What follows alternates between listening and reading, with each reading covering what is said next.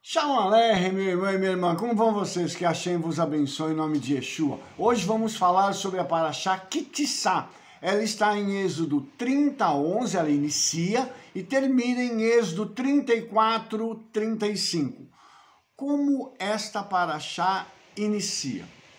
O início dela é assim: falou mais o Eterno a Moshe, dizendo: quando tomares as somas dos filhos de Israel conforme a sua conta, cada um deles dará ao Eterno o resgate da sua alma, quando os contares, para que não haja entre eles praga alguma quando os contares.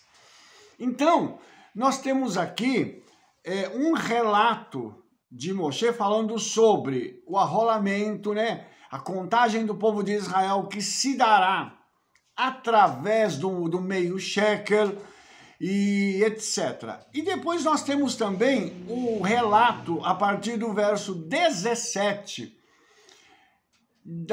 dos materiais do tabernáculo. A pergunta que eu faço para você é o seguinte: onde Moshe estava nesse momento? Onde? A tradição judaica diz que Moshe estava no Zevul. O que é Zevul? Zevul é o quarto céu. É o lugar onde a arca original está, é o lugar onde a Hadashah Yerushalayim está, onde os móveis originais do Mishkan, que é o tabernáculo, estão. E Moshe, ele é levado até este lugar e agora o Eterno está dando a ele o quê? Instruções para a construção do tabernáculo. Então, Moshe está vendo tudo isso no Zevul. Nesse momento, Moshe está tendo, então, a oportunidade de, com a sua mente, vislumbrar o Mishkan na eternidade. Porque você deve se lembrar que o Eterno fala que ele daria um modelo para Moshe. Ele está dando todas as instruções, inclusive com detalhes. Por quê? Porque esse Mishkan, ele seria então construído na terra. Então isso é algo que tem um modelo no céu, para depois ser trazido para a terra.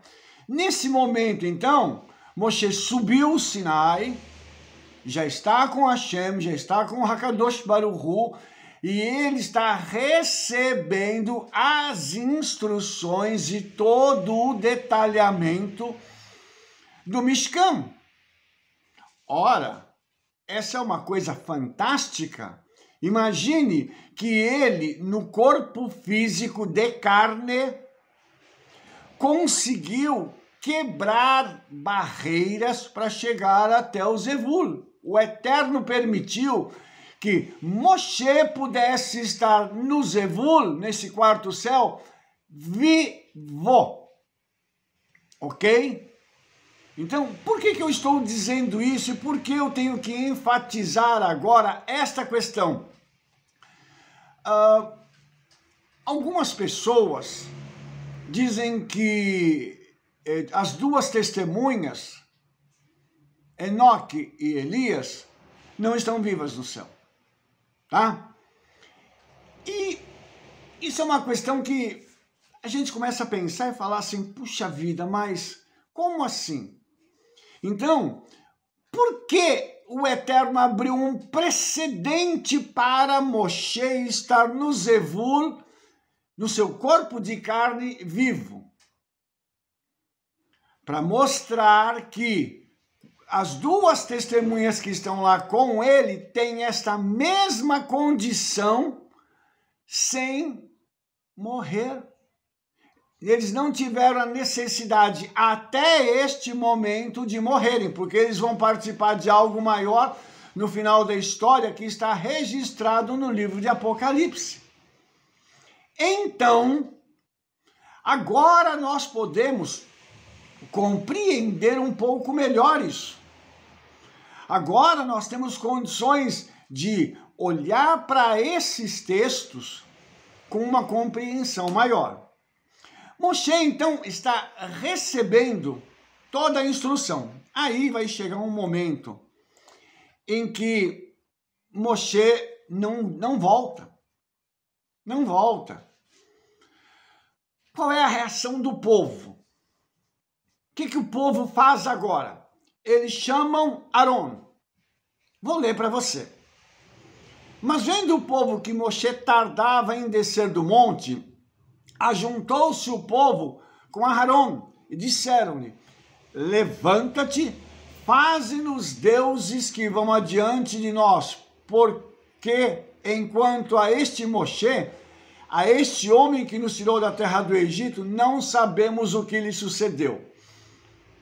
Eu vou falar aqui sobre o pecado do bezerro de ouro. Antes disso, eu quero te mostrar uma coisa. Veja que a ausência física aqui de Moshe, durante pouco tempo,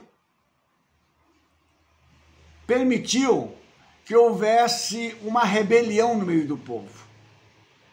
Veja que interessante que pessoas se aproveitaram deste momento, desta pequena ausência, para entrarem em rebelião contra Moshe.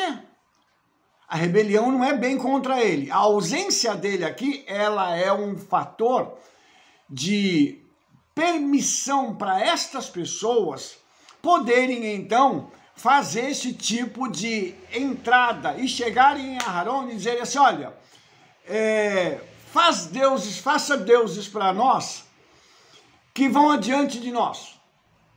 Deixa eu te fazer uma pergunta. Você notou a estupidez desta afirmação? Se eles estão pedindo a Aharon para construir um ídolo, como é que o ídolo vai adiante deles?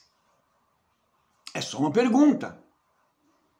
Você entende a estupidez do que está acontecendo aqui? Essas pessoas aqui não estão em santidade. Isso aqui é uma mente demoníaca, achar que um ídolo vai andar. Isso é uma coisa horrível. E agora, sem saber de nada, eles já questionam a ausência de Moshe e eles deixam nas entrelinhas que Moshe já morreu. Não sabemos o que lhe sucedeu, ou seja, esse cara já era. Vamos fazer alguma coisa para que nós possamos consertar isso.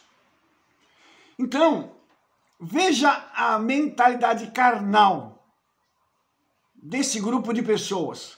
Aqui não é todo mundo em Israel não, viu? Não são todos aqueles que saíram de Mitzraim. Tem um grupo que começa isso aqui. E de novo, falando em rebelião, começa pequeno. Zum, zum, zum, zum, zum, zum, zum, zum, zum, e daqui a pouco isso começa a crescer. E eles se levantam contra o líder. Mas aqui, irmãos, a Bíblia ela é um negócio assim, muito interessante, porque ela começa a mostrar para a gente o que foi essa rebelião. Por que eles pediram esse tipo de ídolo? Tá? Eu vou fazer as conexões para você. Mas antes disso, só queria dizer para você que esse pecado aqui, ele é considerado basicamente o maior pecado da Torá. E por quê? Porque lá nos 10 mandamentos, logo depois que o Eterno se apresenta para o seu povo, ele diz o quê? Não terás outros deuses diante de mim. Era justamente o que eles estavam falando enquanto Moshe estava recebendo as instruções, o Eterno estava escrevendo em tábuas de safira. Eles aqui estavam fazendo o contrário. Olha que coisa terrível essa. E aí eles estão disparando algo que vai trazer um prejuízo que passa por gerações até os nossos dias. O pecado da idolatria. Então, quando a gente fala desses pecados, nós temos o primeiro deles, o primeiro dos 4 grandes pecados na Torá, é aquele pecado de Adão e Rava, né, de Adão e Eva, quando eles comem aquele fruto proibido, né, e eles comeram da árvore do conhecimento do bem e do mal, e aí acabaram tendo muitos problemas que nos prejudicam até hoje. Esse pecado fez com que Adão e Eva perdessem a eternidade. Eles, de seres eternos, passaram a seres mortais. O rebaixamento foi muito grande. O segundo pecado é aquele pecado dos irmãos de Yosef, que o vendem como escravo, que é um pecado também muito abrangente, tá? Mostrando o quanto um irmão despreza o outro e o que um irmão pode fazer por causa de dinheiro, tá? Aí vem esse pecado também do bezerro de ouro, que é um grande pecado, nós vamos falar sobre ele, e finalmente temos aquele pecado dos espias, que eles vão infamar a terra, nós chamamos de Lashon Hará. Eles vão falar mal da terra de Israel, não acreditando na promessa do Eterno, que foi dada através de Moshe. Óbvio que essa promessa, antes de chegar a Moshe, ela já vem anteriormente dos patriarcas. Mas vamos falar aqui de Moshe. Então, cada um desses 4 pecados vem de um lugar diferente, eles têm uma motivação diferente, tá? O primeiro pecado, então, só para você ter uma ideia, de Adão e Rava, é luxúria. Aquela paixão por comer daquela árvore maravilhosa, linda, atraente, parecia ser deliciosa. E como a serpente prometeu que se ela comesse, os olhos dela iriam se abrir, ela falou, uau! E segundo a tradição judaica, isso tem a ver com a paixão sexual, porque é tudo luxúria, é tudo paixão, aquela coisa assim, aquele fogo. E quantas pessoas não são inflamadas por esse tipo de situação? Pela luxúria de ver algo e desejar aquilo e cobiçar aquilo, dizer assim, não, eu preciso ter isso. E de novo nós vamos cair nos 10 mandamentos, que diz que não é para cobiçar aquilo que é do teu próximo. E a luxúria, ela é justamente ligada, conectada a esse tipo de coisa. Eu olho algo que não é meu, não me pertence, mas eu quero. E o problema não é que eu quero algo como aquilo. Eu quero aquilo que não é meu. Então veja que o Eterno deu para Adão e para Rava uma proibição. E eles não conseguiram obedecer a isso. Puxa vida. Por quê? Aquele fogo, aquela coisa que veio através da serpente, que nós sabemos que é Hassatan, que é o nosso adversário, e que lançou uma palavra, colocou em dúvida o mandamento do Eterno, lançando a dúvida, o que ele fez? Se aproveitou daquele momento de vacilo e de indecisão e induziu a mulher a comer. Então, o pecado da luxúria, como é que ele vem? Primeiro, ele desperta um sentimento a mais na nossa vida, algo que não nos é lícito, ok? Depois disso, se coloca em dúvida a palavra do Eterno. Mas será que não pode? É só um pouquinho. Aí depois eu vou largar isso, eu não vou fazer mais isso. até que vem a consumação. E com a consumação, há essa quebra da comunhão e da conexão com o Eterno. Veja que coisa terrível e destruidora aconteceu com eles. E isso, como eles eram os nossos pais originais, isso se estende a toda a humanidade. O pecado deles não influenciou só a eles, influenciou a toda a humanidade. Isso traz para a gente um outro princípio. Quando uma pessoa que está numa posição de autoridade peca, o pecado dessa pessoa, ele traz consequências em cadeia.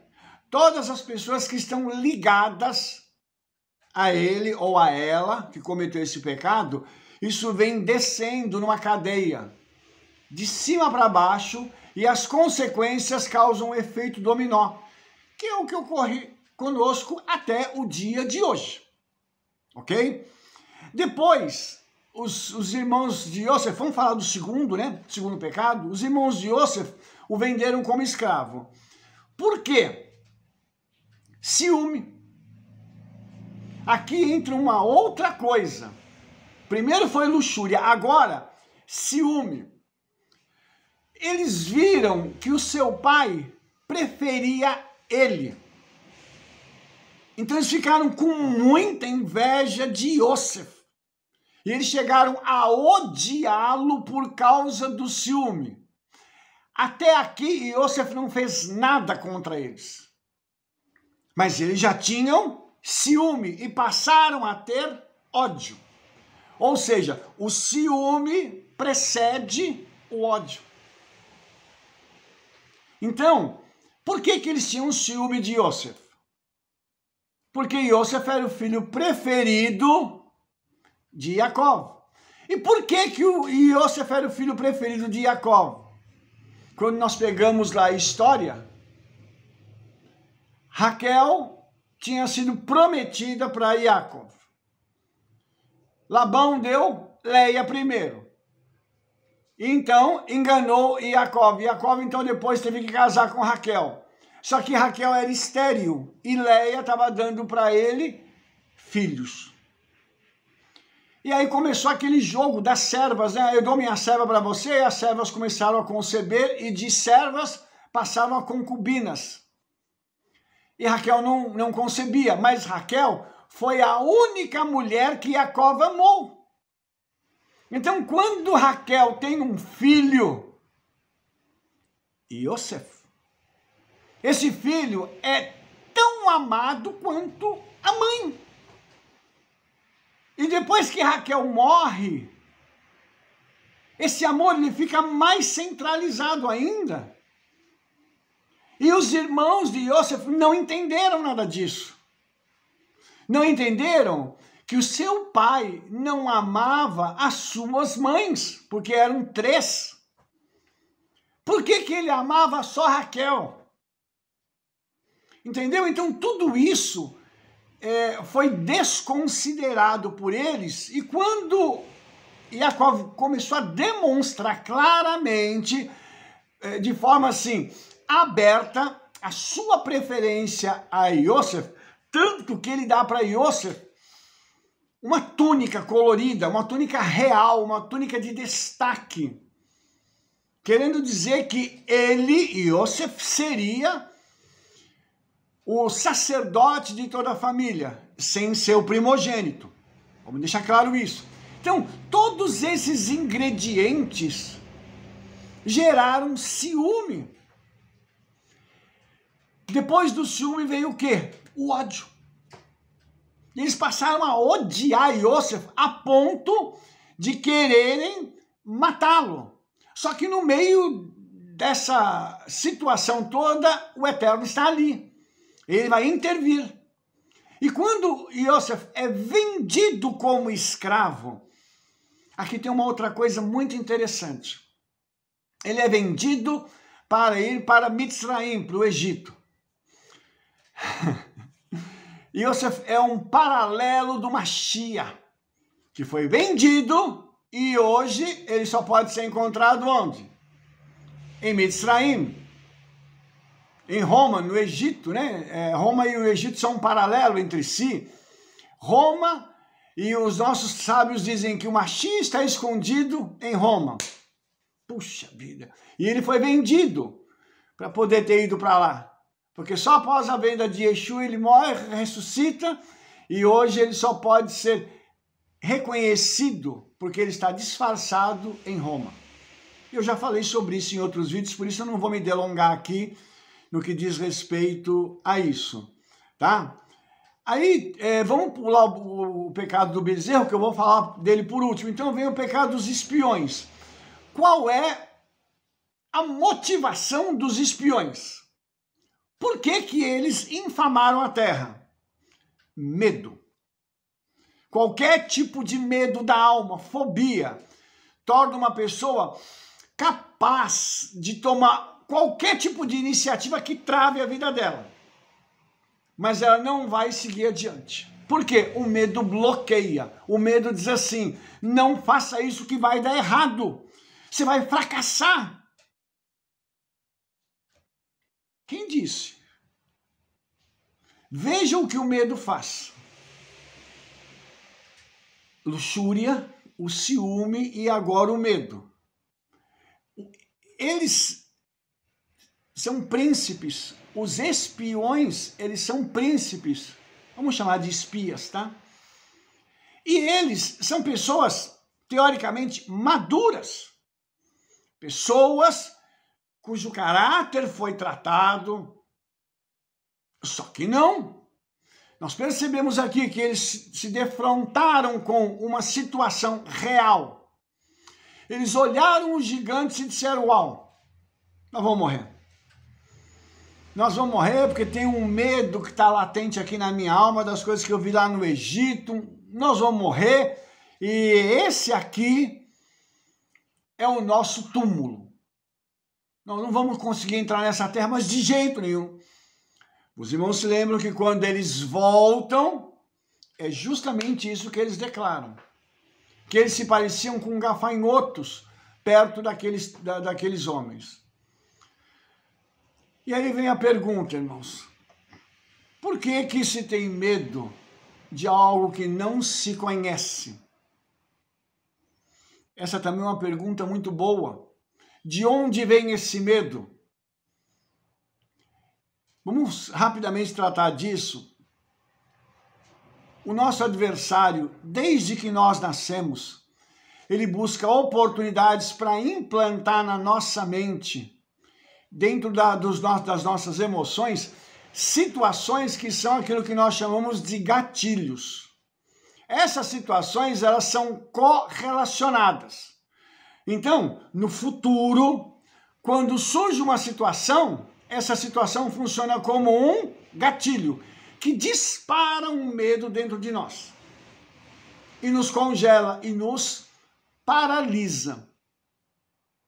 E aí a pessoa não tem outra saída a não ser ficar ali paralisada. Por quê? Porque ela já se permitiu ser tomada por essa emoção, essa sensação do medo de que tudo vai dar errado, de que as coisas vão, como a gente diz, azedar e uma tragédia vai acontecer. O medo de algo que não aconteceu, que você não viu, mas que você acha que vai acontecer. Veja bem a que nível chega o medo. Então, quando nós falamos disso, nós estamos falando de homens que eram líderes da nação, mas que carregavam lá dentro das suas almas esse problema. Eles tinham medo, um medo profundo, que naquele momento foi disparado quando eles viram os gigantes. O medo vem, irmãos, quando um gigante se apresenta diante de nós em determinadas situações, e cada um tem o seu. O problema é que esse medo paralisa. Esse medo faz com que nós fiquemos de uma tal forma estagnados, que a nossa vida não anda, nós não conseguimos abrir a boca para falar. E aí vem um momento em que o adversário consegue nos bloquear para que a gente não consiga seguir adiante. E agora? O que fazer? E a Bíblia diz que o amor lança fora o medo. Quem é o amor? É o nosso Mashiach Yeshua. Então, quando eu tenho confiança em Yeshua, eu lanço fora o medo. Eu paro de olhar para a situação e achar que tudo vai dar errado. Porque o controle da minha vida não está nas minhas mãos, está nas mãos dele. Ok? Vamos agora para o quarto e último pecado, para que nós possamos terminar essa nossa paraxá. Vamos falar então sobre a Hegel HaZahav, ou o bezerro de ouro, tá? E quando você pega Hegel HaZahav, nós temos a gematria, que é a soma das letras hebraicas, Koach HaMedameh. E essa frase Koach HaMedameh, traduzida literalmente, é o poder da imaginação. O que faz com que a mente associe coisas que não se encaixam. Ok? Então, isso está baseado em Katnut Morim, que é a mesquinhez, que é a fonte da superstição. Então, o que a pessoa tem? Ela começa a ter uma superstição de algo que vai acontecer. Lembra que no princípio da paraxá eu te mostrei que esses homens, eles falaram assim, façam-nos deuses que vão adiante de nós. Eles estavam achando que eles iam fazer um ídolo e o ídolo ia sair andando na frente deles para levá-los até Canaã? É isso que eles acharam que ia acontecer? Por favor. Então isso é uma superstição. Isso é uma imaginação. E isso aqui é um poder de imaginação muito grande. Achar que um bezerro de ouro iria sair caminhando, né? E aí, a pessoa faz conexões falsas. Ela associa coisas falsamente. Ele vai ter equívocos, só que essa pessoa vai levar esses equívocos a sério. Ela vai dizer, não, o bezerro vai fazer. Não, o bezerro cura. O bezerro vai me salvar. Não, o bezerro vai me dar sucesso financeiro. Não, eu acredito nisso. Veja a que ponto vão chegar esse tipo de situações. E eles são quase como alucinações. E a pergunta é, de onde vem isso? De uma mente que foi cauterizada pelo adversário. Então o inimigo veio e, pum, cauterizou a mente, colocou um pensamento, colocou uma situação em que ele começa a afirmar aquilo, e ele tem aquilo como uma verdade. Olhe só como isso é sério. Esse grupo de pessoas que abordou Aharon, eles acreditavam de verdade que Moshe tinha morrido, que Moshe não tinha capacidade de liderá-los, por isso. Eles não perguntaram assim, Aharon, será que a gente não pode tentar buscar Moshe? Será que nós não podemos tentar fazer alguma coisa para que confirmar se Moshe está vivo? Não tem jeito da gente fazer alguma coisa? Eles disseram, não, faça o bezerro para nós, faz-nos deuses, porque esse Moshe já foi. Então veja que coisa horrível eles fizeram. E aí, esse bezerro, ele está ligado com essa dissociação, essa desconexão de Moshe com o povo. Ou seja, o que é que aconteceu aqui? essas pessoas que são os liderados se desconectaram do seu líder. Olha o perigo que é a gente não seguir o líder. Olha o perigo que eles correram. E aqui todos eles vão morrer. Porque eles se desconectaram do líder. E eles acharam que eles tinham uma solução melhor do que a de Moshe. E Moshe estava trazendo os 10 mandamentos, as tábuas. Aqui, esse pessoal diz, não, temos uma solução melhor. Queremos bezerro para nosso líder. Misericórdia, misericórdia. E aí, irmãos, nós temos uma outra situação que é muito interessante, que vai haver um mandamento na Torá sobre a novilha vermelha, que essa novilha vermelha ela vai ser encontrada, ela é uma novilha perfeita, e ela vai ser queimada, e a cinza dela vai purificar o pecado, que é uma coisa que a gente chama de retificação do pecado do bezerro de ouro. Olha só que coisa impressionante. Só que a novilha aponta para quem? Para o Mashiach. Então, quem que iria retificar o pecado do bezerro de ouro? Mashiach. Você entendeu?